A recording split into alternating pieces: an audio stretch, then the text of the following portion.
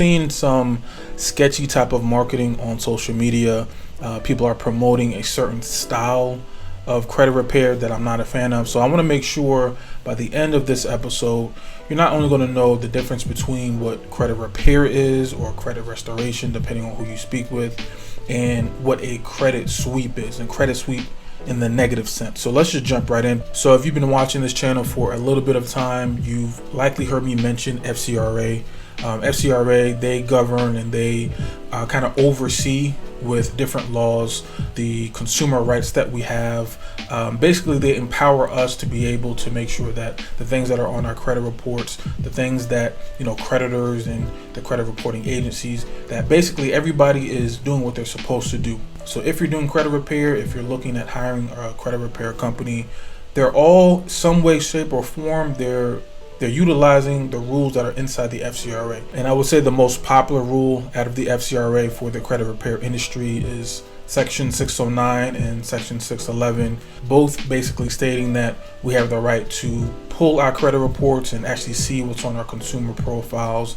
And also, and I put this on the screen, that if anything is incomplete, if anything is inaccurate, or if it's unverifiable, meaning the account information that is reported on, let's say, a collection, if it's not accurate, if they're missing information, if the information that they're reporting is wrong, under Section 611, under FCRA, you're able to dispute it and you're able to get it either corrected or deleted.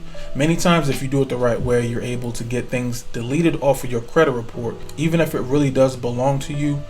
If anything is not 100% accurate and being reported the way it needs to be, and you follow the proper ways to dispute, you have a great chance of getting that thing removed off of your credit report, thereby increasing your credit score.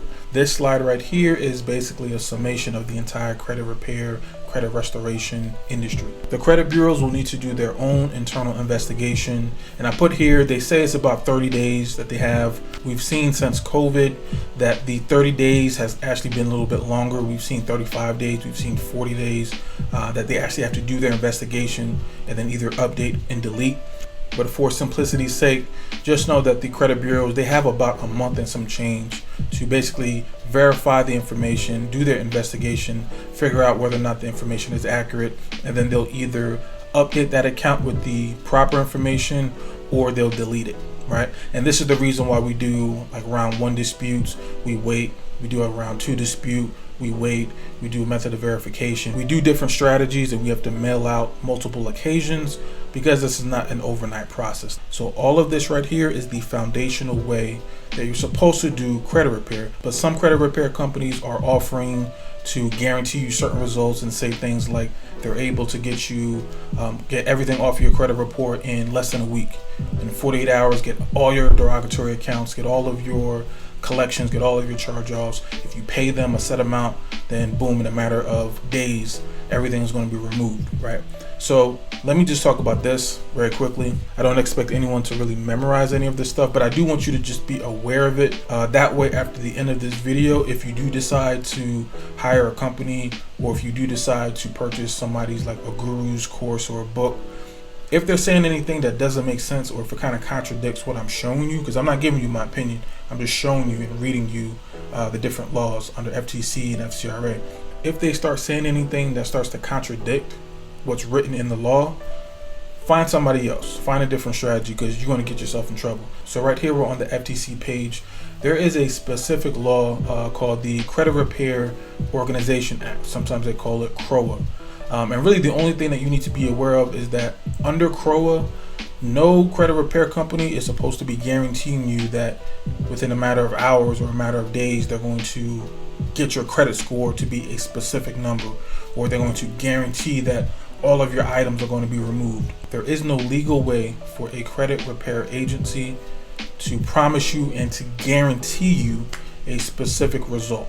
If you hear somebody selling that to you, if you hear somebody trying to push that on you on social media, find somebody else. So now on this slide, let's go over the way that these people are trying to guarantee you a specific score, or to guarantee you that they're going to be able to just wipe out everything off of your reports. Here is FCRA. Again, remember, everything is going to fall under FCRA in one way, shape, or another. Let me just read this very quickly. a consumer reporting agency shall block the reporting of any information in the file of a consumer that the consumer identifies as information that resulted from an alleged identity theft, not later than 4 business days after the date of receipt by such agency of, and I'm just going to read you just the one, a copy of an identity theft report. So when we did our disputes under section 609, under section 611, remember I told you they got 30, 40 days-ish to do their homework and come back to you and let you know if they're going to delete it or if they're going to update the account that you're disputing, right? Under section 605B, if you go to the credit bureaus and you say to them, hey, I've been a victim of identity theft, they don't have 30 days or 40 days or 45 days. Under 605B, no later than 4 business days after the receipt of a copy of an identity theft report. So you can see here that FCRA, they're not playing around when it comes to identity theft, and they got to make sure, they got to block the reinsertion or the re-reporting of those accounts that were associated with the identity theft. And hopefully I don't even have to really just say this, but if somebody is telling you to file a fake and false police report in order to get some collections and some charge-offs off of your credit profile, again, you don't need for me to tell you that that's probably not a smart idea. You're going to get yourself in trouble. They're going to get in trouble.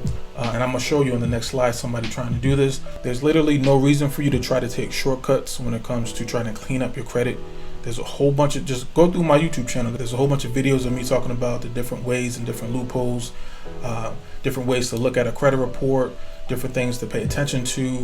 If you have medical collections, there are ways under the HIPAA law for you to remove these items. There are enough legitimate ways to clean up your credit report than paying someone several $100s to tell you to file a false police report. Like that's, again, I should not have to tell you that's some goofy business. You don't want to be doing this. So what does this look like? So this is an article from 2013, and it states, Metro seeking suspects accused of falsifying police reports to boost credit scores. Metro Police are seeking several suspects in a racketeering scheme that involves boosting credit scores through falsified police reports. Metro Police, in a release distributed Friday, said the company produced more than 100 forged police reports from a variety of police agencies. The fake reports were then submitted to credit agencies as evidence to eliminate negative items from a client's credit report and increase the credit score. For example, a police report may claim the client's identity was stolen and that they are not responsible for the debt accrued on their accounts. So again, this is an older article, but you can basically see that a lot of these companies, they're using FCRA, they're using 605B. If you are legitimately somebody that is a victim of identity theft, the credit bureaus, Equifax, Experian, TransUnion, they got to get rid of it. But you can see here, when you start doing the shortcut method, if you start trying to submit false police reports, if you start trying to create fake affidavits, if you try to go to the police like legitimately and just start lying, all of this stuff can be easily tracked. And if you're using a credit repair company that is using these type of methods, it's only a matter of time. At some point, it's going to catch up to them and the whole thing is going to come crashing down. All right, so here are some questions that you can ask. One of the questions you might want to ask them is, what is the method of dispute? How are they going to be disputing on your behalf? Are they going to be doing factual disputes? Are they going to be doing Metro 2 challenges? You want to just ask this question. Just straight up ask the company, hey, what are your methods of cleaning up my credit? How are you going to do this? If they're not able to give you a legit answer, if they're shuffling, if they're not sure what you're even talking about, again, that's a red flag. Find somebody else. Are they licensed and are they certified? Ask to see their credentials. Like, did they just come off the street and now they're a professional? Have they gotten any training? These are the type of questions that you want to get into the habit of asking. Do they have any money back guarantees? Now, I already mentioned before, under CROA, they cannot guarantee you a specific result, but some companies are able to offer you a money back guarantee, meaning after 4 months, 5 months, 6 months, if they've been disputing on your behalf and nothing has really come from it, then ask to see if there's going to be any sort of money back. Again, not everybody offers this. Not everybody's going to be able to extend this to you, but some people do, right? So this is something just to be aware of. If you ask them, like, hey, can I see what you've been sending out on my behalf? See if they're going to give that to you. But there are other companies that they'll just flat out give you a copy of what they're sending out to the credit bureaus on your behalf. So these are just a few questions just to be aware of, just to be mindful of. If somebody tries to DM you on social media trying to solicit their service, if you're on Facebook, and somebody is promoting that they do a guarantee, you know, they're going to get your credit perfect in 4 days, you now know how they're doing it and you know why you need to stay clear from that, right? So that's basically it. If you like the content that is coming from this channel, make sure to like, subscribe, hit the bell notification, go down in the comments. It helps me out on the YouTube algorithm and it allows more people to be able to check out this channel. And aside from that, I'm going to catch you out in the next video. Peace.